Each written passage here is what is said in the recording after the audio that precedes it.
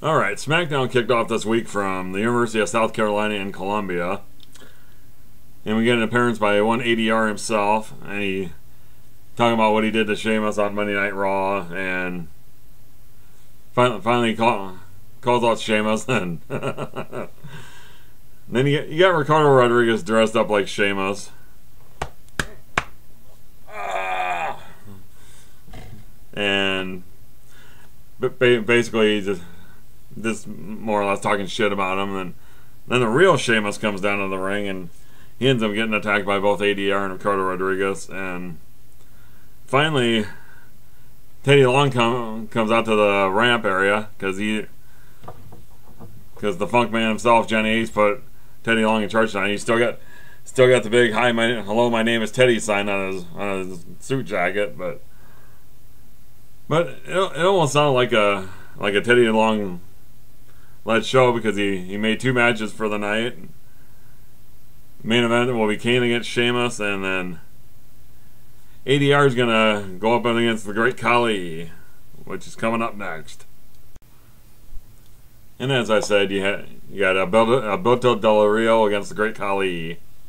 Well, not much to really say about this match.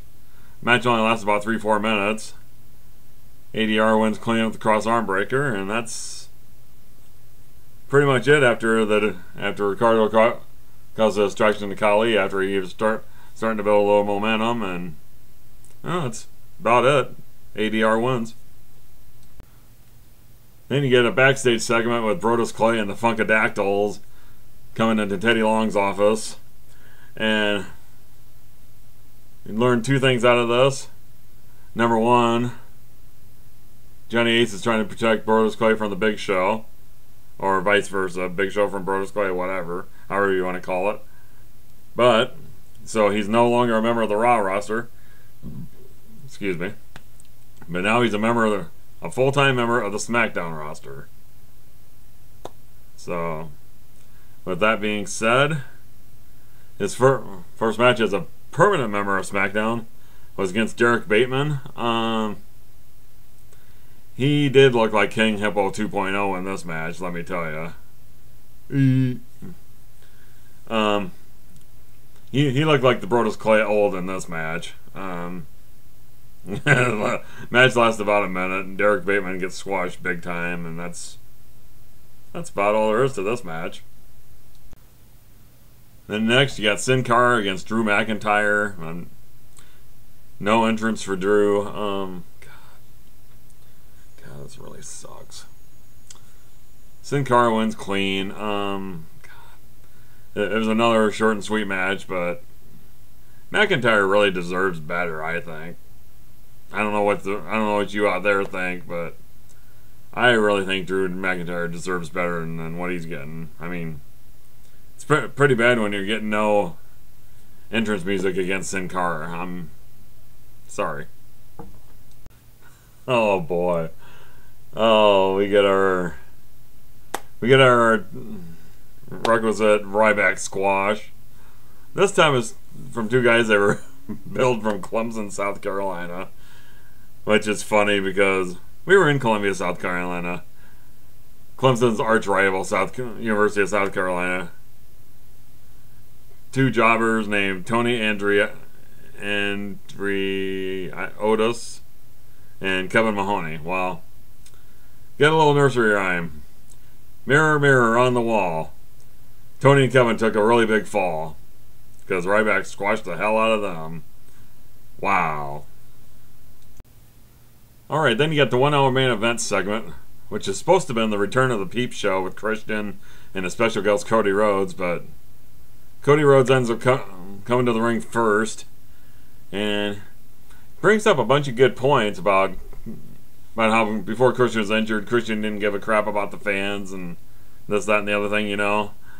And then you get Christian who comes to the ring shortly afterwards, and he's talking about how after WrestleMania he had a moment of clarity, meaning he didn't want to be known as a sniveling, whining little bitch who all he wanted was one more match. Instead, he wanted to go out and win championships. Kind of like what his best friend Edge did after he inducted him into the Hall of Fame this past year, or this past WrestleMania. But then you get Dolph Ziggler, who ends up coming to the ring and with no Vicky Guerrero, so you got Cody Rhodes on commentary for Christian versus Dolph Ziggler. Christian ends up going over clean. God, what are they going to do with Dolph Ziggler now? If they're breaking him away from Vicky Guerrero and they're breaking him away from Jack Swagger, what are they going to do with him? Are they going to continue to break him down to build him back up, and to put him in like maybe a upper mid card main event spot, maybe perhaps, or is he gonna be mid card for life? I'm almost wondering if it ain't gonna be the latter, because he hasn't been winning lately, so it's hard to say what they're gonna do. So be interesting to see. Then you got Michael Cole talking about his match where he got beat down by John Cena on Monday Night Raw, and oh my gosh, he was talking about it being a low point of his career. Then you get Hornswoggle coming to the ring to good old JR's music, and he looking like a mini JR, and then finally we got Damian Sandow appearing on the ramp. Hallelujah! End this segment, please. Oh my God! The avenging sort of taste and decency is Damian Sandow. I'm kind of like this. I am really getting behind this character. If you haven't noticed from a couple of my recent Smackdown videos, but he ends up taking on Tyson Kidd. I mean, it really was no match. Pretty much all he did was attack him from behind and give him his finisher, the little necktie the tying up neck breaker or whatever. But the thing I want to see out of Damian Sandow, I'd like to see him in a longer period of time for a match. You know, I'd like to see what else he can do besides about the 4 moves that we've seen before in recent weeks in his squash matches. Like, I'd like to see what else this guy can do. Then you had a backstage interview with Kane done by Matt Stryker. Just asking him what he thought about the match on Monday night between him and CM Punk, but not really much here, except for at the end of the segment you have AJ who's hiding back behind the speakers and they show her.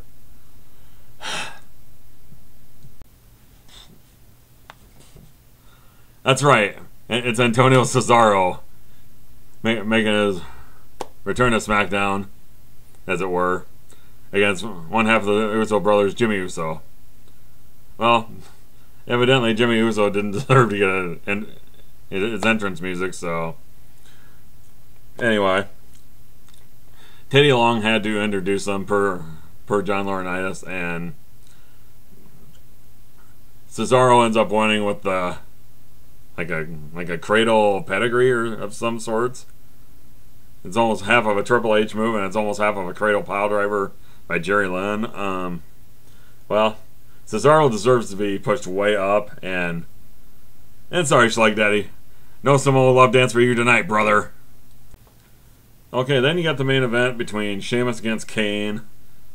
Match went about 10 minutes, and then a DQ finish after ADR and Ricardo Rodriguez interfered on behalf of Kane, sort of. After the match, Kane went for a choke slam, and then you see AJ running down the ring, and she looks like she distracts Kane, or he was just distracted by her. Well, I think myself and Mr. Rout and Dan can attest to being distracted by her, because wow. But anyway, with that being said, Kane ends up eating a brogue kick from Sheamus, and Ricardo does too afterwards. But there's no Daniel Bryan, there's no CM Punk. I was really surprised that there was at least no Daniel Bryan in this, trying to interfere against Sheamus or whatever. But I didn't really get this main event so much. Well, final thoughts on the show. I thought the ADR Sheamus, the opening segment was okay. His match against Khali was just And Sin Cara against McIntyre, I think McIntyre deserves a lot better than what he's getting. Christian Ziggler match was pretty decent.